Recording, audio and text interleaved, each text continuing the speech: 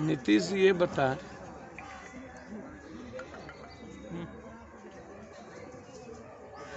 कि दारू जो 8,000 से 13,000 करोड़ की पैरेलल इकोनॉमी चल रही है, 4,500 ट्रक डेली बिहार में इन करता है, यूपी से, झारखंड से, बंगाल से, नेपाल के माध्यम से और हरियाणा से।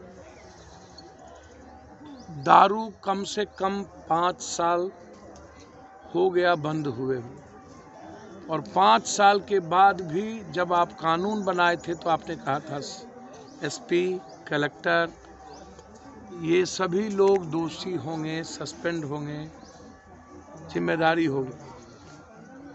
आपने किसी आज तक कलेक्टर, एसपी या किसी मंत्री को, जो जब आपको एज ए लॉ ही सस्पेंड करना है दरोगा को, तो 2.5 साल से यहाँ का दरोगा पोस्टिंग किसके आदेश पे था?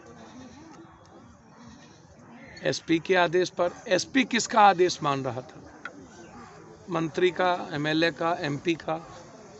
चलिए, एमएलए एमपी इंटाइटल नहीं है इस लॉ के लिए क्योंकि जिम्मेदार नहीं है, लेकिन क्या दारू में, जमीन में, बालू में और ठेका में, नीतीश जी हमको बताइए कि एमएलए एमपी मंत्री के रिश्तेदार को ये राइट है जब किसी पदाधिकारी का कोई भी आदमी ठेका पट्टा नहीं कर सकता है, उसको कॉलम भरना पड़ता है कि मेरा कोई पदाधिकारी इसमें नहीं है, कोई एसक्यूटिव में नहीं है, तो फिर एमपी का परिवार, एमपी के रिश्तेदार किस आधार पर जो आदमी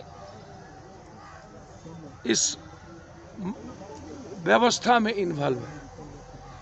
क्या सिर्फ दरोगा सस्पेंड, डिस्चार्ज और जेल जाने से हो जाएगा कि आपके मंत्री भी इस्तीफा देंगे या मंत्री पर भी केस होना चाहिए? चलिए, मैं मानता हूं कि मुख्यमंत्री जी इसके कस्टोडियन हैं, लेकिन एक विभाग की जिम्मेदारी नहीं है। लेकिन ऐसा नहीं है कि मुख्यमंत्री जी इससे अपनी पीठ झाड़ लेंगे, लेकिन मंत्री जो विभागीय है, क्या उस पर जो लगातार मौत हो रही है गोपालगंज में, इसके पहले भी हर दिन 1.5 करोड़ 2 करोड़ का यदि माल आपके यहाँ पकड़ाता है, वो गोदाम किसी न किसी एमपी एमएलए के रिश्तेदारों के नाम से वो गोदाम का भाड़ा होता है, तो फिर उस गोदाम के मालिक पर एफआईआर क्यों नहीं हुआ आज तक? क्या कारण है? उस पर केस क्यों नहीं होता है? 2 करोड़ आप एक साधारण सा कर्मचारी को जेल भेज करके गोदाम के मालिक को बचा लेते हैं, चाहे वो बउआ डॉन हो, चाहे मुकेश हो, चाहे प्रमोद दास हो। ये कौन है बउआ डॉन? प्रमोद दास, मुकेश सिंह। ये जो मुजफ्फरपुर है, बिहार का सबसे ज्यादा दारू उत्तर बिहार में मुजफ्फरपुर, उधर पूर्णिया, दरभंगा और मुजफ्फरपुर, यहाँ दारू का डंप होता है। डेली मिनिमम 1000 ट्रक से ऊपर मुजफ्फरपुर आता है। अब बउआ डॉन के घर में 32 एसी लगा हुआ हो, यदि हमसे पूछे तो मैं शूट एंड साइड बउआ डॉन जैसे आदमी को, जो आदमी पूरे सोसाइटी के लिए जहर हो, उसको जेल में भी जिंदा रहने का राइट नहीं है। आप कहिएगा लॉ, तो law maker and law breaker, क्या ये लॉ इजाजत देता है किसी 5 आदमी के परिवार को दारू बना करके जहर? गोपालगंज में भी मरा, यहां मर गए, तो ये 302 का मुकदमा लगेगा ना, उसमें एसपी भी इन्वॉल्व होंगे ना,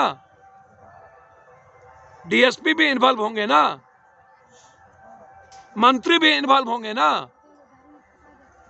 सिर्फ छोटी मछली को आप सस्पेंड करके आप क्या दिखाना चाहते हैं? ये पैसा दरोगा तक ही रहता है। बिहार की सबसे ज्यादा रेवेन्यू, कॉमन आदमी की रेवेन्यू हम बाहर दे रहे हैं। दारू लाते बाहर से हैं, इसका पैसा बाहर जाता है, और जो रेस्ट पैसा है वो सरकार को या कॉमन आदमी को नहीं जाता है, वो पप्पू यादव जैसे चोर उचक्का, जो गांव घर का चोर उचक्का है, उसको पैसा जाता है। अब आप हमको जरा बहुत क्लियर बता दीजिए, ये जो आप बिहार में हर गांव में स्कूल के बस्ता के द्वारा आप स्कूल के बस्ते में 300 रुपया 400 रुपया में आप चुपचाप 2 बोतल भिजवा रहे हैं। हर गांव में जितना लफुआ चोर उचक्का है 2 बोतल 4 बोतल बेच करके साइकिल से पल्सर खरीद लिया, स्कॉर्पियो खरीद लिया, फॉर्च्यूनर खरीद लिया, 3 महला बिल्डिंग बना लिया। क्या सरकार उसके घर की संपत्ति छीनेंगे? जो मंत्री या जो नेता यहां आते हैं या आए या जाएंगे, जब सरकार उसकी है और पूरी सरकार दारू बेचवाने में लगी हुई हो, क्या कारण है कि एक जिले में 3-3 साल 2.5 साल 5-5 साल एक पदाधिकारी रहता है? पटना में 20 पदाधिकारी है जो 15 सालों से नीतीश कुमार जी, आप उसको कभी इस विभाग कभी उस विभाग में पटना में रखते हैं। क्या वो दुधारू गाय है? क्या वो धन पशु हैं? एक RWD एग्जीक्यूटिव की पोस्टिंग 1 करोड़ रुपया में होती है और फ्लड के समय 20-40 करोड़ 50 करोड़ रुपया वो कमाता है। ये जो सबसे बड़ा व्यापार आज बिहार में सस्ते में और चुपचाप और मजे में पैसा कमाने का, हम चाहेंगे इस बिहार के सभी पदाधिकारी और नेताओं के रिश्तेदारों की संपत्ति जांच हो। मामा की, मौसा का, नानी का, ससुर का, भैंसिया ससुर का, चचिया ससुर का, कहां कहां पैसा लगाया है ये नेता, उसकी पूरी रिश्तेदारों की संपत्ति जांच हो, सिर्फ नेता की नहीं। और क्या कारण है कि अभी तक पदाधिकारियों ने, जब आपने मांगा कि संपत्ति का ब्यौरा दीजिए, कोई भी पदाधिकारी संपत्ति का ब्यौरा नहीं दिया।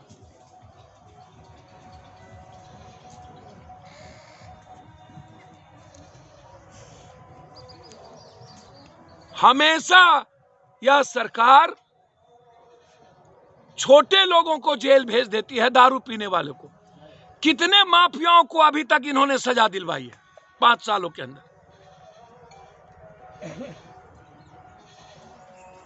या तो 3 महीना के अंदर स्पीडी ट्रायल करके 302 का मुकदमा के तहत फांसी की सजा हो, चाहे वो दरोगा हो, चाहे मुकेश हो, चाहे बउआ डॉन हो, चाहे प्रमोद हो, चाहे कोई हो। अब वो कहता है कि सोनल उसका बेटा मर गया, तो कहां है लाश? उसके बेटे का लाश कहां है? वो बताएंगे ना ये लाश है।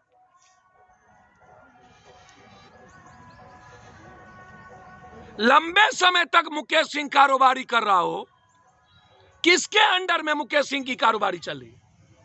अब मुकेश को बचाने की तैयारी चल रहा है। बलि का बकरा बना रहे हो। अविलंब 302 का मुकदमा लागू होना चाहिए थाना प्रभारी चले के सब पे, और जेल भेजिए मुकेश सिंह पर, इन लोगों पर 302 का मुकदमा।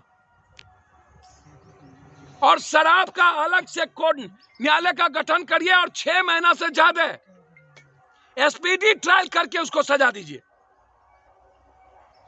और शराब में 7 साल की 3 साल की सजा नहीं होनी चाहिए,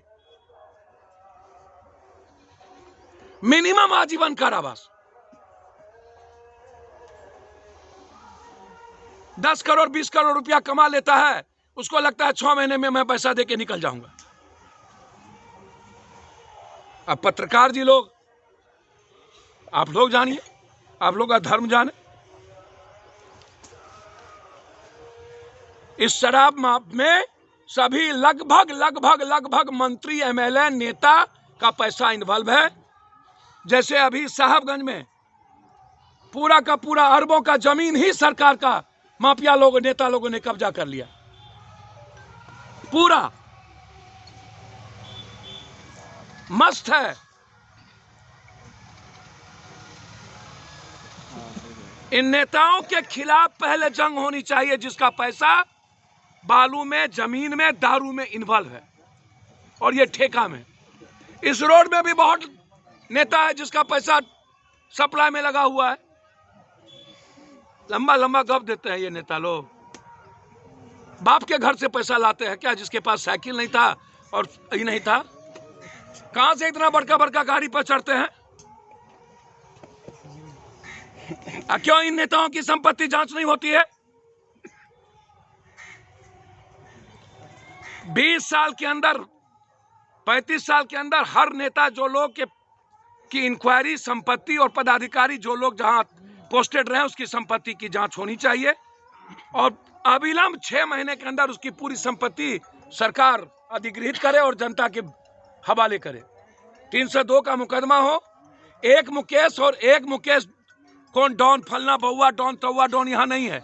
यहाँ डॉन ही डॉन है, शराब डॉन, और वो पुलिस के संरक्षण में वो डॉन बना हुआ है और नेता को पैसा उसका जाता है।